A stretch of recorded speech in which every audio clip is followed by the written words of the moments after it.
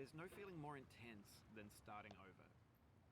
If you deleted your homework the day before it was due, as I have, or if you left your wallet at home and you have to go back after spending an hour in the commute. If you won some money at the casino and then put all your winnings on red but it came up black. If you got your best shirt dry cleaned before a wedding and then immediately dropped food on it.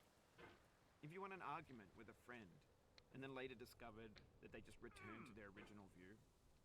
Starting over is harder than starting up. If you're not ready for that, like if you've already had a bad day, then what you're about to go through might be too much. Feel free to go away and come back. I'll be here. Alright, thanks for coming with me on this trip. I'll understand if you have to take a break at any point. Just find a safe place to stop and quit the game. And don't worry, I'll save your progress, always. Even your mistakes. This game is a homage to a free game that came out in 2002, titled Sexy Hiking. The author of that game was Jazuo, a mysterious Czech designer who was known at the time as the father of B games.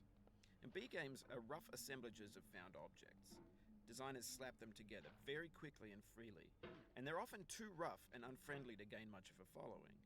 They're built more for the joy of building them than as polished products. In a certain way, Sexy Hiking is the perfect embodiment of a B game. It's built almost entirely out of found and recycled parts, and it's one of the most unusual and unfriendly games of its time. In it, your task is simply to drag yourself up a mountain with a hammer. And that act of climbing, in the digital world or in real life, has certain essential properties that give the game its flavor. No amount of forward progress is guaranteed. Some cliffs are too sheer or too slippery. And the player is constantly, unremittingly in danger of falling and losing everything. Anyway, when you start Sexy Hiking, you're standing next to this dead tree that blocks the way to the entire rest of the game. It might take you an hour to get over that tree, and a lot of people never got past it. You prod and you poke at it, exploring the limits of your reach and your strength, trying to find a way up and over. And there's a sense of truth in that lack of compromise. Most obstacles in video game worlds are fake. You can be completely confident in your ability to get through them once you have the correct method or the correct equipment or just by spending enough time. In that sense, every pixelated obstacle in Sexy Hiking is real. The obstacles in Sexy Hiking are unyielding, and that makes the game uniquely frustrating. But I'm not sure Jazuo intended to make a frustrating game. The frustration is just essential to the act of climbing, and it's authentic to the process of building a game about climbing. A funny thing happened to me as I was building this mountain. I'd have an idea for a new obstacle, and I'd build it, test it, and it would usually turn out to be unreasonably hard. But I couldn't bring myself to make it easier.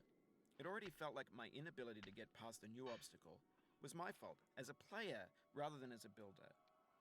Imaginary mountains build themselves from our efforts to climb them, and it's our repeated attempts to reach the summit that turns those mountains into something real. When you're building a video game world, you're building with ideas, and that can be like working with quickset cement. You mold your ideas into a certain shape that can be played with, and in the process of playing with them, they begin to harden and set until they're immutable, like rock. And at that point, you can't change the world. Not without breaking it into pieces and starting fresh with new ideas. For years now, people have been predicting that games would